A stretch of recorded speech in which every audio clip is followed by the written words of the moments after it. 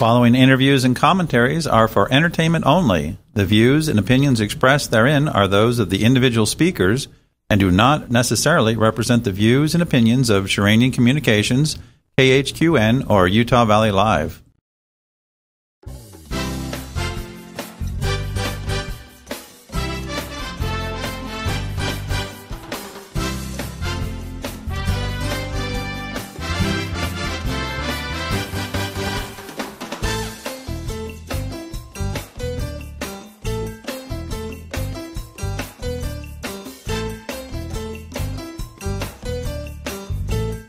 Hi, this is Pat Sheranian. Thank you so much for joining us today. We appreciate having you here.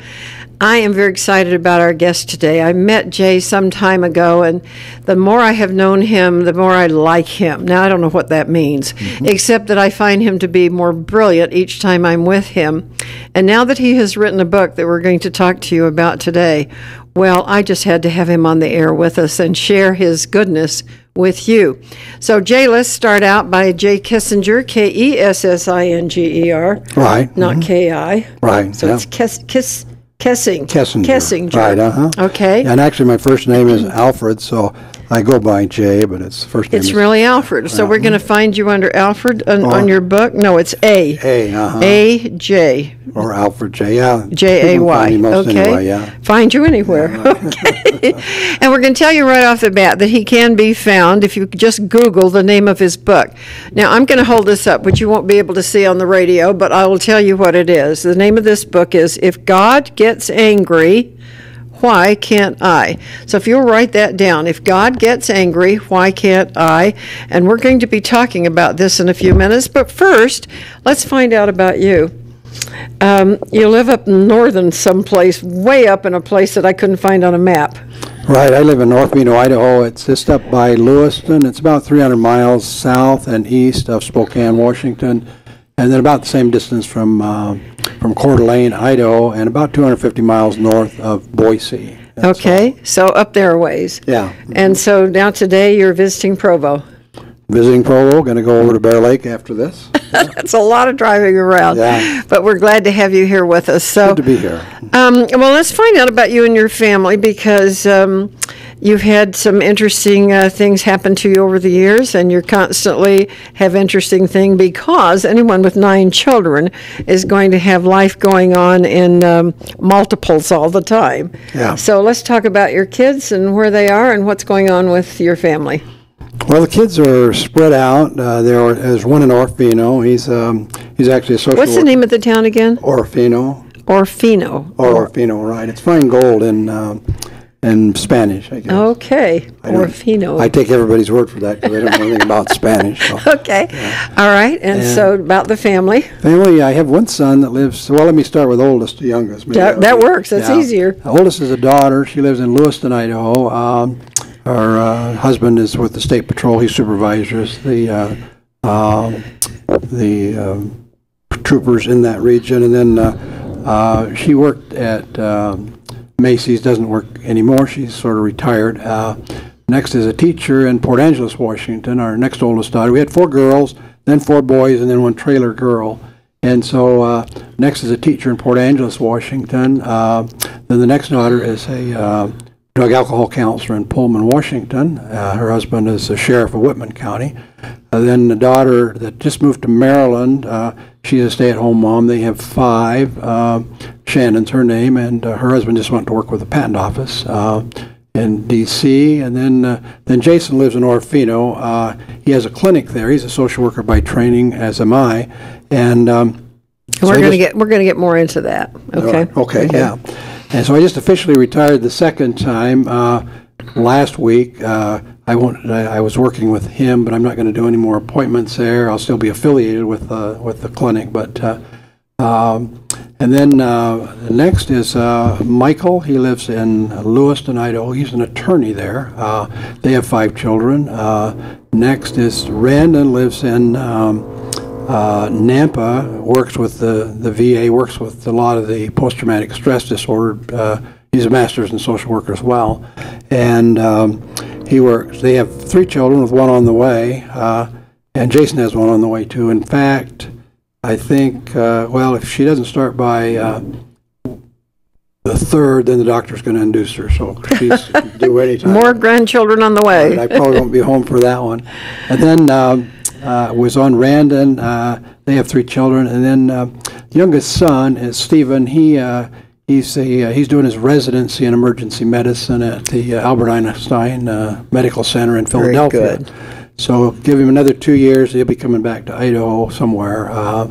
And then the youngest is a daughter, Kimberly. She's in Boise, Idaho. They have 2 children. Her husband's a policeman. She's also expecting. So as Randon's wife is also expecting. So we got 3 on the way. We'll have 3 before the end of the year.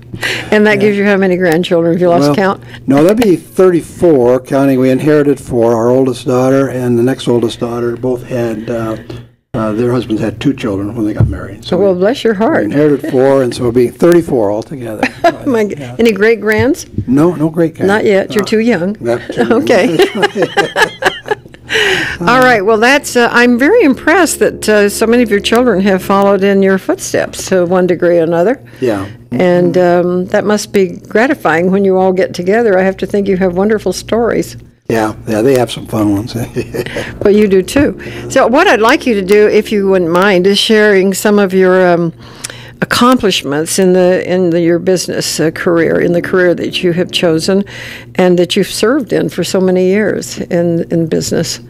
And to hear that you're retiring has to make some people sad, because you have such a wealth of background in relationships and working with people. So let's hear about all the things, all the titles and things that you have done in your background, if you wouldn't mind sharing. No, that'd be fine. Yeah. I worked right after undergraduate, graduated BYU in '68, went to work at the State Hospital North in Orofino. That's what got us there. There's not much else in Orofino to get you there, but State Hospital North got us there. And so I worked for 2 years there, and then had a chance to go back to school on a stipend. And so I went to the University of Utah and got my master's degree, and then back to State Hospital North. I worked there for 35 years. The last 7 years, I'm not a mathematician, so I don't know what 7 minus 35 is. But anyway, and so the first bunch of that, I worked as a clinician, a lot of group therapy, individual therapy. All kinds of problem situations? Right, yeah. Okay. Yeah, with the state hospital, you get their major mental illnesses, and so a lot of people with schizophrenia, depression, major depression, bipolar disorder, and so that we run the gamut as far as diagnoses. And then the last 7 years, I was the administrative director of the hospital there. I would just soon have been on the clinical side, but sometimes you get into the politics of places, and the politics got unbearable, and so I started doing the administrative stuff out of self-protection, basically, and protecting other staff. And so then I retired from there in 2005, and then since then I've been working 2 days a week or so at my son's clinic. And after you retired, right? And now you're retiring again. I retired a second time, right? Yeah. Okay, so you've really had what I felt when I first met you. I thought, this is an extraordinary person, because you've been dealing with people and their problems and situations for years. What, 35 years or so? Yeah, 40 more like, yeah. And I was thinking, as you were talking about the types of illnesses that you've worked with, it seems like not so many years ago that we just put people that didn't function properly into a clinic, and they all wound up in a ward or a hospital somewhere, a mental institution, where they didn't receive any help. They were fed until they died. And that sounds like it was yesterday. No, I don't mean yesterday, but some time ago. And I still think there's such a stigma to mental health. Yes. Of any kind. And we need to, I think, become more aware, which is one reason that I have invited Jay to come on today and talk about his book, because as the stresses seem to get larger and deeper and greater in our lives, more and more people find they have various forms of mental illness. And it sounds like a terrible thing, but hey, it can be worked on, and sometimes cancer can't. So does it fall in the category of diseases, this mental health thing? Because it seems to me, schizophrenia, for instance, I met a man once that came into my office. He was a relative of a person I was working for, And he was totally sane about what he was talking about, what he wanted to do, the kind of help that he needed. I visited with him for a half hour, only to find out later that he was just totally non-functioning. And that he was on medication, and sometimes when he was off, he would venture out and try and be in the public again. Not able to perform any of the things he talked about, as it turned out. But I wouldn't have known. Most of us don't know. And so I'd like to hear some of your stories. So we're going to have time to do a little bit of that. But let's talk about your book. This first book I heard about, has it been 2 years? Is that possible? It's been 2 years. Yeah, about a year and a half. Yeah. When I first heard about this manuscript, and so I really thought this should be published, and we worked on it and got it published, and it's here for the first time. I've seen it today, but it's been off the press for a few weeks. Well, it's been, since November. And you should mention, Pat, that you were the one that really got it to print. I've been working on it for 25 years, and I've been known to push people a little bit. Sometimes it's appreciated, and sometimes it's not. And so the first time that Pat and I talked, she said, "Well, you should write a book." I said, "Well, I have," and so she had me send her the first chapter, and after that, she said, "We got to get this printed," and I really appreciated that. Then she and Larry Barkdale met with me, and we worked it out, and there it is. So there it is. You deserve a lot of credit I'm for very, this. very excited about. I'll take all the credit That's for what's right, on the inside of it. Right. So what I would like to do is have you tell our audience about this book. If God gets angry, why can't I? And I found that very intriguing because, as I mentioned to Jay before we came on the air, it's never occurred to me to be angry with God. And yet people do get angry. They get hurt. They have disappointments, and they feel like they're being picked on, and that God has singled them out, and they're not receiving their due reward. So let's talk. Let's talk about this book and how it came about. Let's start there, how it came about. Well, the way it came about is that I got the idea that I needed to write it. Like I say, that was probably 30 years ago. And so I started writing, having no idea what I was doing other than that I'd see the same thing over and over again with people in counseling. We do fall into categories? Is that what you're telling me? Yeah, for sure, yeah. And what, sane and insane? No. No, I'm kidding. Various degrees of all of that, maybe. Right. And so that what I wanted to do, because I saw some things that seemed to be effective and things that I didn't find anybody else talking about or conceptualizing in the same way I did, but it seemed to be effective, and so I wanted to capture that, which I did over, like I say, about 25 years of writing. Just sat right down and wrote it. Oh yeah, a lot of 1 o'clock, 2 o'clock in the morning. Well, the thing that I'm interested in is that you're having all these children, raising children. You and your wife are raising children, which I should mention. His wife passed away. Maybe 4 years ago. Has it been that long now? Yeah. 4 years ago Friday, actually, the 3rd of August. And so it's, 4 years. I think people push from the other side also. So I'm sure she was right over your shoulder every minute that you were going through this. So, but is this from your experiences? Yeah. Okay. It's based on experience. It's not research-based, and I make that clear. It's based on my experience, and it's also not written as fact, the truth of things. It's written as I think the way I say it's concepts to consider, ideas to stimulate your thinking, your feelings, and what it's about primarily is the one chapter that Pat mentioned that does talk about sometimes when things go awry, people think it's because they're doing something wrong, and sometimes it is, but sometimes it isn't, and so one chapter covers that. But the overall tenor of the book is about the attitudes we develop toward our feelings, and then the way that influences how we deal with them. In other words, sometimes we're taught that there are certain feelings that are wrong, there are certain feelings that are bad, there are certain feelings that we shouldn't have, and so as people get indoctrinated with that and adopt those attitudes, then one of the things that will happen is that they'll begin to try to get rid of certain feelings, or they'll get in conflict with feelings because they don't want them, they think they're wrong, and so that sets up a whole lot of conflict for a lot of people. And, what stage does someone have to be in before they say help? Or do they not? Do so many people not recognize it, and we just keep blundering along? Well, I think both. I think a lot of times, like a crisis in somebody's life will sort of cause them to seek some help, and sometimes there are just people. It's been interesting. Like I've had two couples over my life that I've seen for marriage counseling, and they came in and I say, "Well, what's wrong? What can I do to help?" They say, "Well, nothing's wrong. We just want to enhance our relationship." What's kind of a interesting kind of a catch-all. Yeah. And so, but I think it's different for different people, and a lot of times a crisis or some loss will make a difference. We're going to take a break, and when we come back, I'm going to ask Jay if he'll share some stories with us, incidences that maybe pop out in his mind of things that happen to ordinary, extraordinary things happen to ordinary people, or the other way around. But if you'll share those with us, and we'll be back in just a few minutes. I'm visiting with Jay Kessinger today from Idaho. We'll be right back.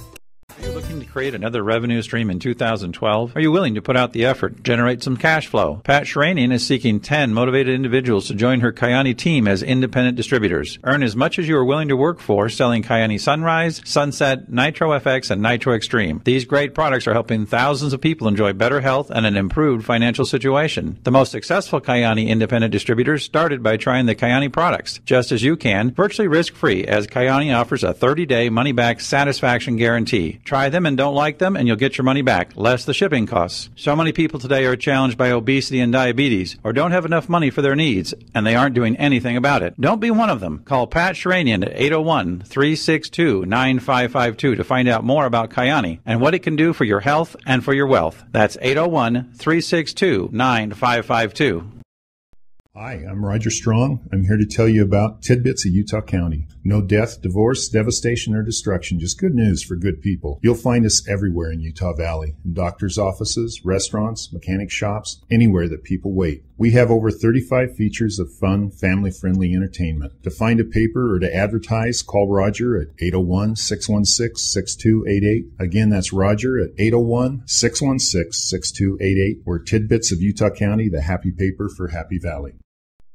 Are you an athlete looking for a natural boost to your workout?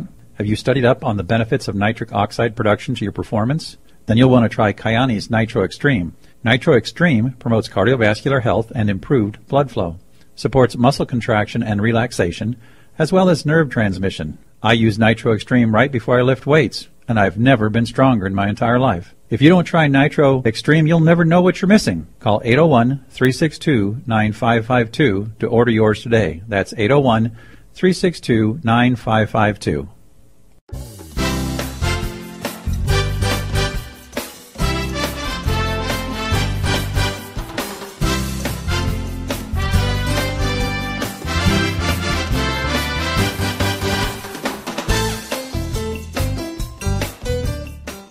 Hi, this is Pat Sheranian again. I'm with Jay Kessinger, and we are talking about his book, If God Gets Angry, Why Can't I? If God Gets Angry, Why Can't I? And we're talking about the experiences, too, that Jay wrote this book, and he's got another book in the works now and a third one on the way. I wanted to have him tell some stories, but let's go first talk a little bit about mental illness and how it's perceived and what is it really. Okay. Yeah, over the years, mental illness initially was perceived as a psychodynamic thing, that it's sort of like everything was mental, it had to do with experience, that sort of thing. Over the years, that pendulum has swung now to include a lot of biological. Some of the studies, a lot of the research has indicated that there are changes that take place in the brain, biochemical changes. And so the pendulum has swung from strictly psychodynamic to biological. In my opinion, it swung a little too far in terms of that there's, we used to kid about that at the hospital. They find the gene for alcoholism, they find the gene for this, and they find the gene for that. So I was wondering, when he's going to find the gene for running stop signs, because we figured soon there'd be. And so anyway. An excuse for every bad behavior. Exactly. Is that where we are? Right, and that's a concern, even though there's certainly, and I think with depression is one of the places that we see that. A lot of people, in terms of with depression, people feel badly about themselves. They feel useless, worthless, those sorts of things, and sometimes don't recognize it as an illness. Like there's some very specific biological changes that take place with depression.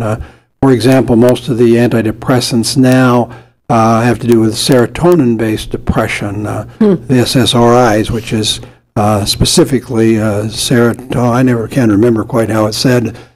Selective serotonin reuptake inhibitors, which there's on the cell on the They're nerve talking about cell. a pill. Oh, yeah, that they take. Yeah, to stop the reuptake of the serotonin, so more of it stays in the synapse area. And so there's definitely some biological basis to mental illness, and in this first book, I write about, it's more general in terms of how people deal with their feelings, how they might get in conflict with their feelings because they don't understand them, because they don't want them. So the whole context here is to accept our feelings and work with them rather than fight them. Or deny them. Or deny, you know, right. it's the same thing, deny. But there's such a stigma still. I can say I had diabetes, which I don't have anymore, but I had diabetes. And but to say I had mental illness, which I don't have anymore, I haven't had that. But I wouldn't want to say it because we still have problems with certain words. Right. We still think of mental illness being crazy people that can't recover. Yeah. We do. Yeah. And I'm sorry about that. So I hope this book will address, and from what I've read about it, you do address these issues. People can recover, and also if they recognize that it's a biological problem and maybe they don't feel good, but they can get better. Right. This is where the medication. Depression, yeah. Right. You mentioned medications, Right. and that's where the medications come in. Is to the fact, like we had a fellow years ago at the state hospital. He came from Seattle. We're in northern Idaho, and so it's interesting that people that are mentally ill can't seem to get past the little panhandle there. They can't seem to get from Washington to Montana, or from Montana to Washington without getting caught and put in the state hospital if they're having problems. So anyway, this fellow had started out over in Seattle, because there was a war going on. He was hearing the bombs, and he got on his bicycle and he was going to go back to Washington D.C. And he got someplace into Washington, and the Lord told him to leave his bicycle there, which he did. Ended up in a state hospital. The reason we're talking about this is the place of medication. He was bipolar, which is the old term for that. Catch-all. Manic depressive. And so you have the cycling, and he was manic, obviously, and so that a lot of manics don't necessarily get psychotic, but he was, and so he was in the hospital probably as psychotic as anybody that I'd ever seen, and within 10 days. When you say psychotic, are we talking delusional? Illusions that aren't there?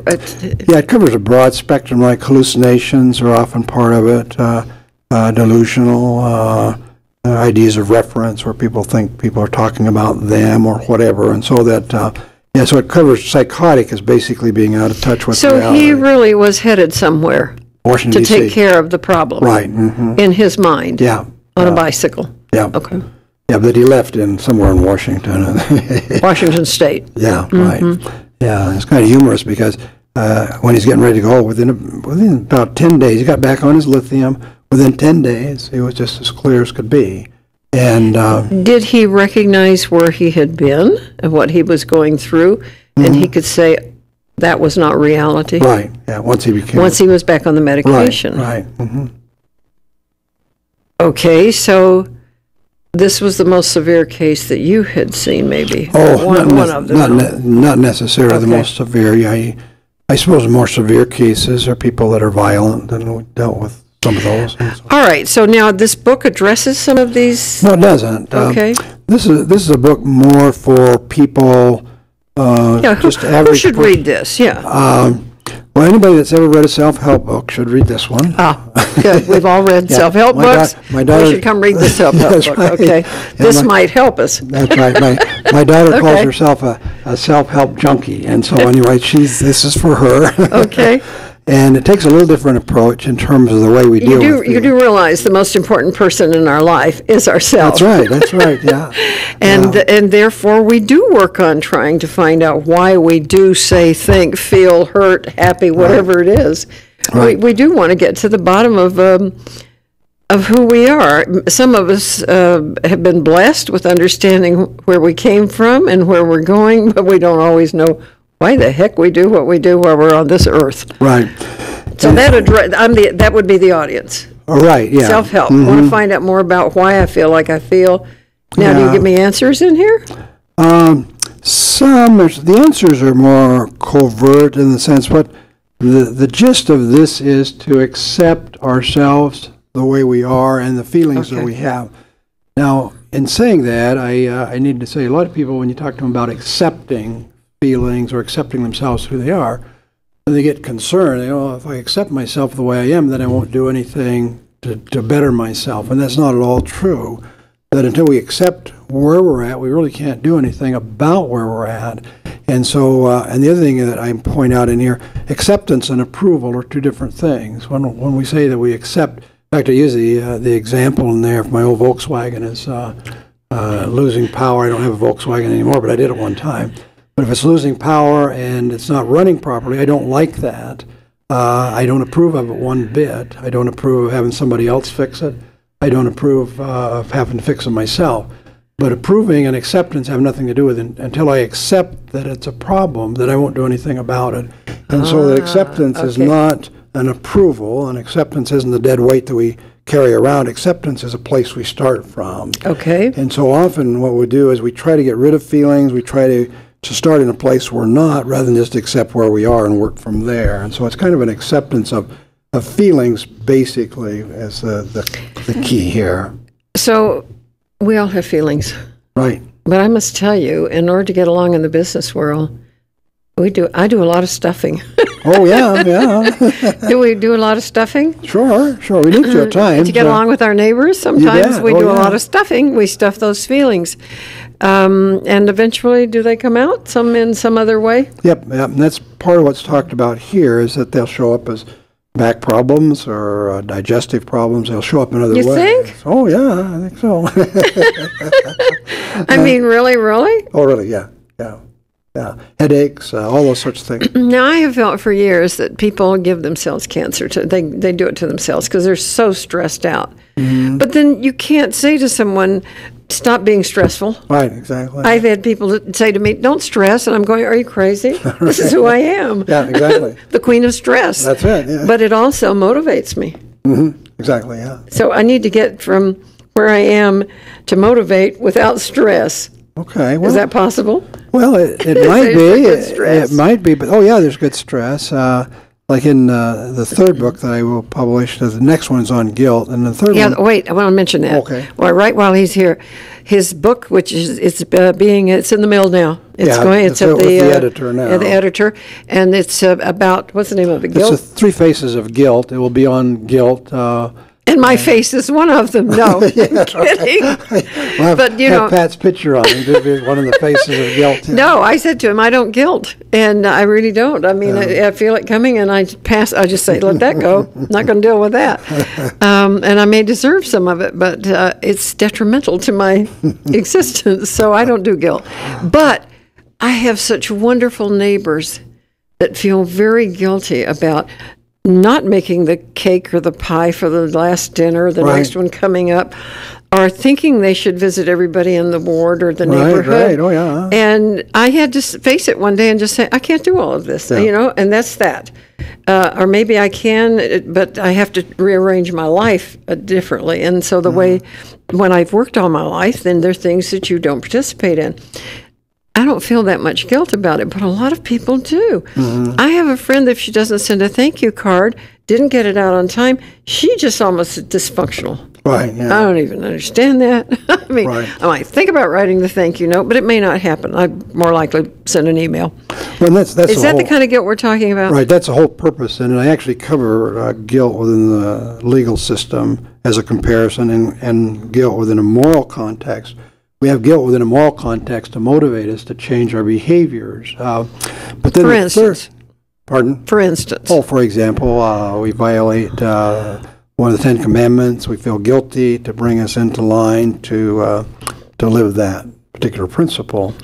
But then this third kind, I call it guilt. It's not really guilt. In fact, I have a lot of other words for it. The guilt within the context of interpersonal relationships. It has nothing to do with right or wrong. The way I justify that is if it's got to do with right or wrong, we'll put it into the within a legal context, or we'll put it within a moral context. So everything else then is going to be within an interpersonal relationship.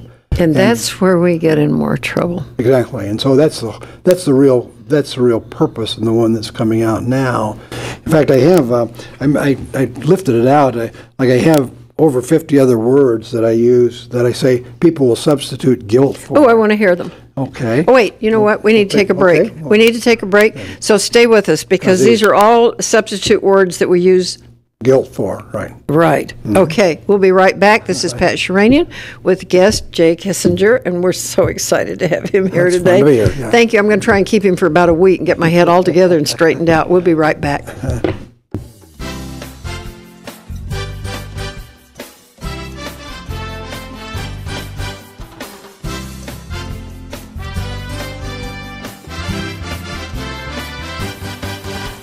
Create another revenue stream in 2012? Are you willing to put out the effort, generate some cash flow? Pat Sheranian is seeking 10 motivated individuals to join her Kyani team as independent distributors. Earn as much as you are willing to work for selling Kyani Sunrise, Sunset, Nitro FX, and Nitro Extreme. These great products are helping thousands of people enjoy better health and an improved financial situation. The most successful Kyani independent distributors started by trying the Kyani products, just as you can, virtually risk-free, as Kyani offers a 30-day money-back satisfaction guarantee. Try them and don't like them, and you'll get your money back, less the shipping costs. So many people today are challenged by obesity and diabetes, or don't have enough money for their needs, and they aren't doing anything about it. Don't be one of them. Call Pat Sheranian at 801-362-9552 to find out more about Kyani and what it can do for your health and for your wealth. That's 801-362-9552.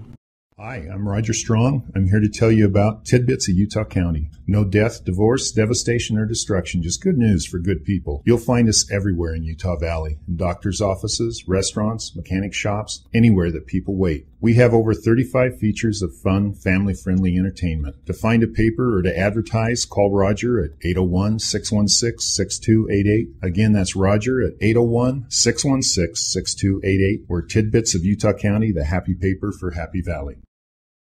Are you an athlete looking for a natural boost to your workout?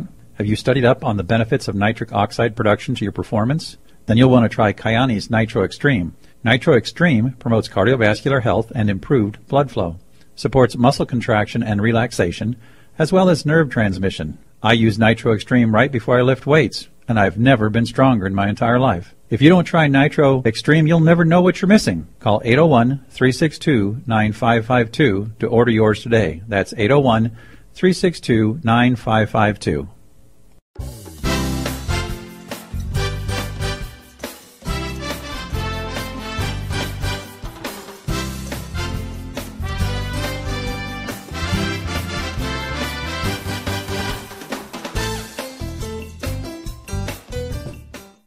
This is Pat Sheranian with Jay Kessinger, my guest today.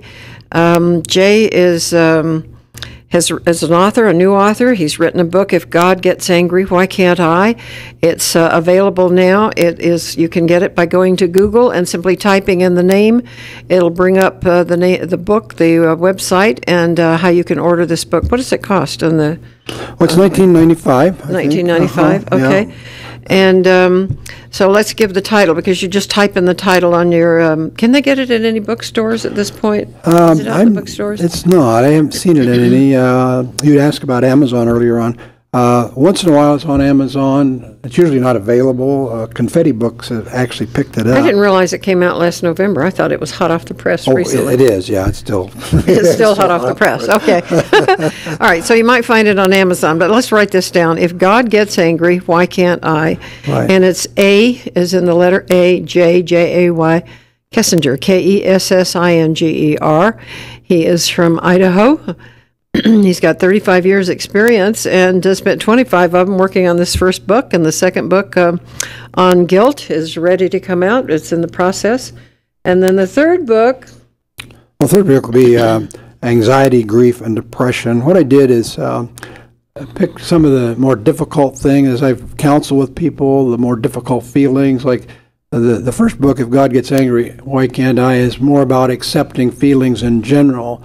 And then I actually wrote, not knowing what I was doing or how much volume. When I first met with Pat and Larry, they asked me how many pages this one was. I said it's 300 or 400 and some. They said that's way too many. It's got to be cut down. And so and that was after I'd read half of it and still wasn't halfway through it. And I thought, this is too many pages. You know, so you did cut it down, and I think it's more, an easier read now. And so anyway, so that with that, then I was writing an appendix, or I call it a second volume, because I realized there would be too much. And so guilt was one of the specific feelings I wanted to address, plus anxiety, grief, and depression. Those are the things that people seem to deal with most. Those are the people I didn't mention earlier. I had a small private practice I would do after work for about 20 years there in Orofino, and those were people that were more general population than the state hospital group. But and so depression, grief. In fact, it's interesting. Like that Utah is number one as far as the use of antidepressants per capita in the United States. And when he said that to me off the air, I said, maybe that's because it's more reported. And then we discussed it a little bit, and it really has to do with Christian values.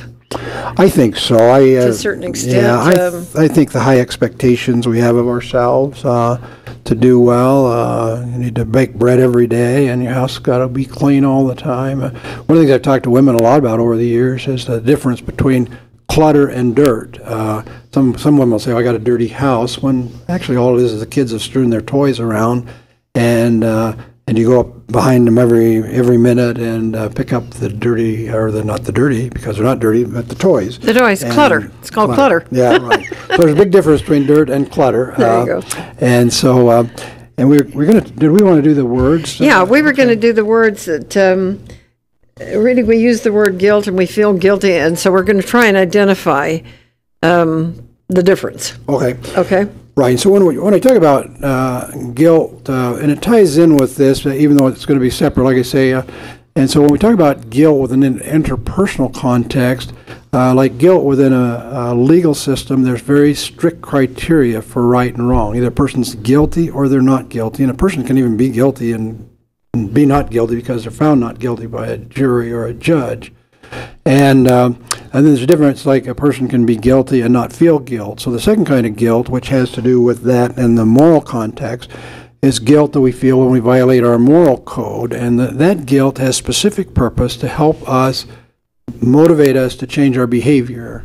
And so so this third kind of guilt. So there's the legal guilt, the moral guilt, which motivates us. Right. And then this I call guilt within with our interpersonal interactions with others. Okay. Okay. Now, and so it doesn't have anything to do with right and wrong, or we would include it under either one of the other categories. Or moral. Okay. So it doesn't have anything to do with either of those, and these are words that we sometimes substitute guilt for. Okay. Right? And so that, and the reason that I talk a lot about this is when we, like, if you think about guilt within a moral context, it motivates people to change. Usually, if somebody says, I felt guilty, or they put me on a guilt trip, it's inert. It doesn't move anybody to do anything. They just feel badly, and that's the end of it. So part of the reason for identifying what some of the words we substitute guilt for is to really deal with the feeling rather than just letting it go inert. And so, for example, people will a lot of times use the word guilt when they're feeling abandoned, belittled, betrayed, chided, condemned, criticized, deceived. A lot of times when people feel manipulated, they'll feel guilty, defeated. There's a whole bunch of them, and I won't go through all of them, but But one of them that's really pretty critical is resentment. A lot of times people will talk about feeling guilty when they're actually feeling resentful. Feeling resentful because somebody put them in a bind. Okay, they put me in a bind, and I am feeling resentful, but I call it guilt because I'm supposed to do something for them, and I couldn't get it done, and I feel guilty. And so that when we take that on ourselves, it doesn't shame. Shame is probably one of the biggest that people will substitute the word guilt for. And there's a lot of difference between shame they feel and guilt. Ashamed of what they've done? Well, no, somebody shames them. Somebody shames them. Right. Okay. And so they feel. So now they feel guilty. They say they feel guilt okay, rather than shame. Because they don't use the correct verbiage there. And one of the things I say is that there are times that the word guilt is even substituted for such noble experience in terms as empathy, compassion, tenderness, and mercy. And so by correctly identifying the patronized, a lot of times we feel patronized by somebody, and we might call that guilt. And so a lot of these words, I got over 50 of them that we use, and we substitute the word guilt, and then it's inert. It doesn't take us anywhere. Well, what would be your recommendation? I can tell you what mine is. I don't get guilty. I don't feel guilt. But there is the downside of that, and because I blow it off and maybe don't deal with it, somebody else, I kind of let them own what they say to me. Okay.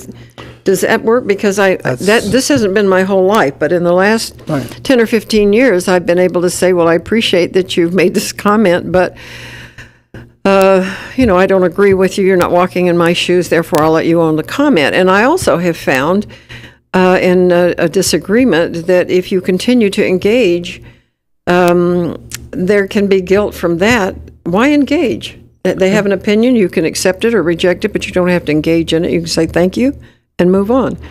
So you don't even need to read that book because it's all about responsibility shifting. Is that what it is? Did I do the right thing? You did good. Yes, every once in a while. Yeah, you did good. Do. I've said to people, I can understand why you have that opinion, but I'm going to let you own it. Yeah, because one of the things that creates that kind of guilt is responsibility shifts, I call it. There's several blurring of boundaries, responsibility shifts. But when somebody shifts their responsibility to us, then a lot of times we'll feel that. An example I use in the book are two kids. They were kids. Everybody's a kid anymore, right? Right. Everybody's a kid. Everybody I know is a kid. You're a kid. That's okay. Right. And so both of them felt guilty about the one talked about his dad had to marry his mom and he didn't get to go to college. The other one had to change his lifestyle because he had to get married because their mom was premaritally pregnant. Okay. And so the kids were resented because of that, and both of them felt guilty. And so it was a responsibility shift. They picked up their dad's issues in terms of for their moral behavior, for everything. The kids carried the guilt. Exactly, yeah. Or they called it guilt. Okay. But it was more like, they had a lot of anger about it. They had resentment about it. But what they weren't able to do, and this is the thing you're talking about, they weren't able to shift that responsibility back to who it belonged to. Okay. Had they given it to their dads where it really belonged, then they wouldn't have had to carry it for all that time. But this shifting back to that person brings up another issue. If this is somebody that you want to like you, and they're very tender-hearted, and they're used to being soft-spoken perhaps and getting their way, and so they make a statement, and I've said back to people, I'm going to let you own that, right. And they bristle. Well, sure, yeah, they don't like it. Yeah. Because people that are good at shifting responsibility, that becomes a style that they use through their life. And one of the difficult things for them is to accept responsibility for their own stuff. And so when you ask them to do that, and you can do it politely, you don't have to be angry with them. I don't have to walk them slapping. You say, I don't think that's mine. That's yours. Yeah, I have done that, and they've gotten upset, and I've had to say to myself, this too will pass, and there'll be another time. And not burn a bridge, not blow up in a relationship, because I refuse to take on something somebody thinks about what I've done or haven't done or could have done or should have done or might have done or one of those things. Well, see, and if we look at that, if it's moral or if it's legal, then there's some clearly defined. And I understand those. That's become very clear. Defined, but this last guilt thing is really an interpersonal relationship. And there's no definition. And there's no boundaries. There's no right and wrong. Oh. And- How do you deal with that in a family? You have to stay there. I mean, you're with your family. Well, the other thing is there's a place for it. All right. There's a place for it. Like kids need to learn not to slurp their soup. Okay. It's not a moral issue. It's not a legal issue. Okay. Nobody's going to be condemned for it. But at your family dinner table, Don't slurp. Don't slurp your soup. Now, sometimes people will feel guilty if you confront them on slurping their sloops. How you say that really fast. 4 times, right? You've been slurping? You've been Okay. slurping your soup. Or picking up your dirty clothes. Okay. Now, people can't, and this is one of the things that becomes confusing, is when people make some of those interpersonal relationship issues as though they're moral. Okay. It's a moral issue whether you leave your socks on the floor or not. Well, probably not. No, it's certainly not a legal issue. And so one of the things from a parental point of view that's helpful is simply, not to try to make what I'm saying right, but I don't like having your socks on the floor. I don't want to pick them up. Just say it. Yeah. Say what it is. Yeah. All right, now let's get it a little bit more defined and refined. We're talking about the male-female relationship or a spousal relationship. One or the other continues to do something that just irritates the daylights. That's unusual. Yeah, right. That really, really... But if they address, I really don't appreciate your telling me that I'm still overweight. Okay. Okay? And he says, but you are. Yeah, maybe. Yeah, I am a little. No, you've lost weight. But he says, but you are still overweight. Now she's angry. Uh-huh. He's guilty. Mm-hmm. She feels guilty for being overweight. Mm-hmm. They each slam doors and go the other way because it's too personal. Mm-hmm. Okay, how do you deal with that? Well, I think... Are you all listening to this? Yeah, I'm the answer man today. Yes, right. Absolutely. I just told him he's got to come on at least once a week and get us all straightened out. But, number one is that it's never helpful for the husband to tell his wife is overweight. Never. Never. I mean, that's that doesn't go anywhere. She feels worse about it than he does. And the other thing is it becomes a responsibility shift that we talked about.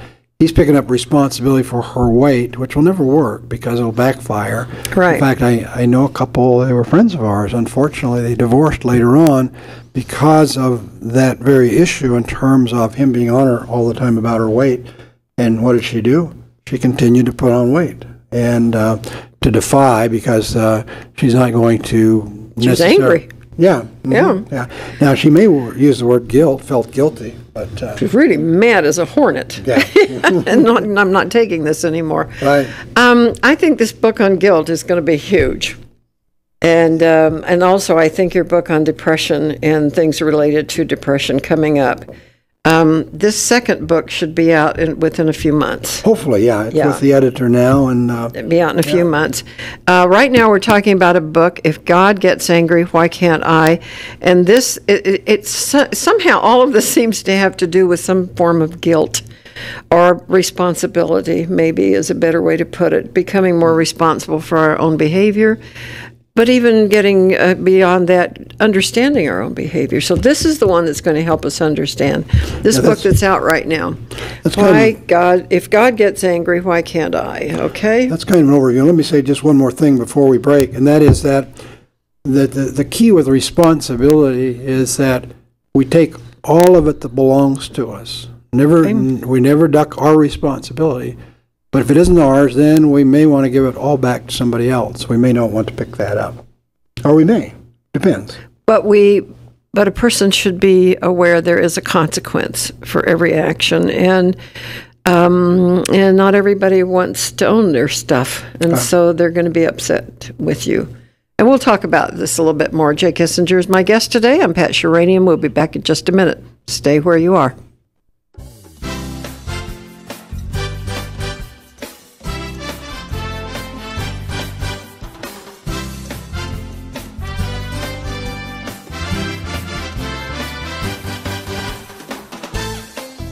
Folks, have you ever realized that freedom is spelled F-O-O-D? Food. After air and water, food is our greatest dependency. Taking control of that dependency ensures personal power, independence, and freedom. We can't control earthquakes, storms, martial law, dollar crash inflation, the global warming hoax, farm and garden restrictive legislation, job loss, crop failures, or the 2012 planet disruptions. However, if we have our own food, none of these can control us. Hunger can never be used to control you if you never are forced to stand in a bread line because you do not have your own bread. It seems the only freedom we still have control of is possession of food. If we don't control our own food, events are rapidly moving to use food to control us. Freedom truly is spelled F-O-O-D. Contact efoodsdirect.com or call 800-409-5633. That's efoodsdirect.com or 800-409-5633.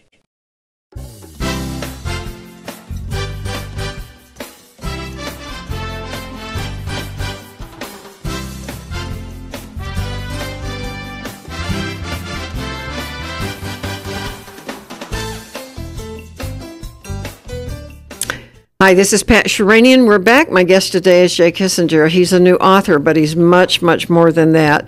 We're going to take these last few minutes and see if we can tie together some more information about If God Gets Angry, Why Can't I?, which is Jay's first book. He has a second book ready to go to press very quickly, and a third book coming. And he's going to try to tie all of this together for you. So I told him I wouldn't talk very much. Now, do you believe that? I'll try.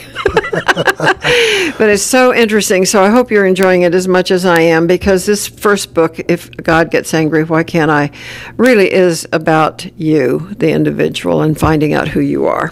Yeah, what I've done is I talk about there are attitudes that we develop toward our feelings, like there are moral attitudes, and then there's attitudes that everybody's been exposed to. I know more about how you feel than you do is a popular one. I know how you should feel. Everybody's heard that one. I know how you should feel. And that can be in a condescending way, or people can even in a very complimentary or supportive way say, why you should feel this or you should feel that.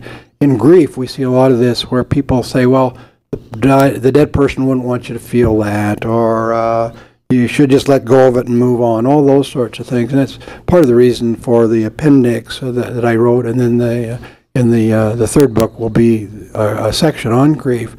And so we developed certain attitudes toward our feelings, and as we develop, I call them non-accepting attitudes towards certain feelings. And as we develop those non-accepting attitudes toward those feelings, then we maybe try to get rid of them. I've known people that try to get rid of feelings that they'll never get rid of. And in fact, in the book, I mention that, where people try to get rid of feelings that are just inherent. Like people will try to get rid of their sexual feelings, for example. Those are inherent. They're God-given, and there's a purpose for them. And to try to get rid of them, it just goes against nature. And so as we develop certain attitudes towards certain feelings, we try to get rid of them. Then we set up internal conflicts, and then the internal conflicts, a lot of people spend a lot of time conflicted with themselves. That's true. Everything has a conflict, but when we're trying to get rid of feelings, and so I challenge some of the attitude. I challenge the moral attitudes, and basically that gets at the title. If God gets angry, why can't I? And the logic I use there is God is a perfect being. If God is perfect and gets angry, then as we get perfected, if we were ever to get to that point, if we were perfect, then does that mean we won't be angry? Well, it doesn't appear to be so.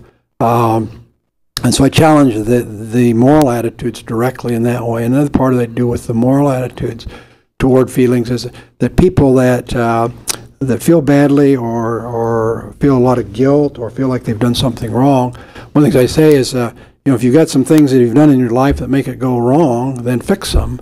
But a lot of us continue to look for something we've done wrong to explain why we feel the way we do, when maybe there wasn't anything we did wrong at all. And so I challenge that aspect of the moral attitude. And that's in this first book, right? Right. God Gets Angry. Right. And then I challenge the attitudes by talking about how much control we actually have over feelings. Our behavior, we have a fair amount of control, not total control. If somebody walks up behind us and pokes us in the ribs or screams or something, most of us have a startle reflex. Our thinking, we have pretty good control over, but And I always ask people this question when I see them, and we're talking about this. I said, maybe you're the exception here. I've never met anybody yet in my life that didn't know, when we talked about this, about the unwanted, unwelcome, intrusive feelings. They didn't want, or thoughts, intrusive thoughts. And so we don't have total control over our thoughts. Our feelings, we have very little control over. We can influence them by our thinking, but to control our feelings and say we're going to have this feeling at this particular time, I've never met anybody that could do that. In romance, I think I have heard more stories over the years of hurt feelings, devastating feelings, disgusting feelings, guilt feelings, people falling in and out of love. And it's one sentence, falling in and out of love. It's not easy. Getting over something, getting into something. If this helps one person understand that there is another way to deal with all of those feelings, rather than trying to stuff it, because the more you try and deny, the greater it becomes. It just magnifies. Mm-hmm. And if this book answers that, every person should have this book. Oh, I think so. Of course. Yeah, the author thinks so, yeah, sure. And he's right. That's why he's written it, for goodness sake. Right. So, okay. And then the other way I challenge the attitude toward feelings is I say all feelings have a purpose, and then I break that down. Oh, that's a good sentence. Into we have biological feelings, hunger, thirst. We have feelings that are simply biological for caring for our physical health. That's all they do. We get hungry. It doesn't help anybody else or anything else. So the biological feelings are simply about us.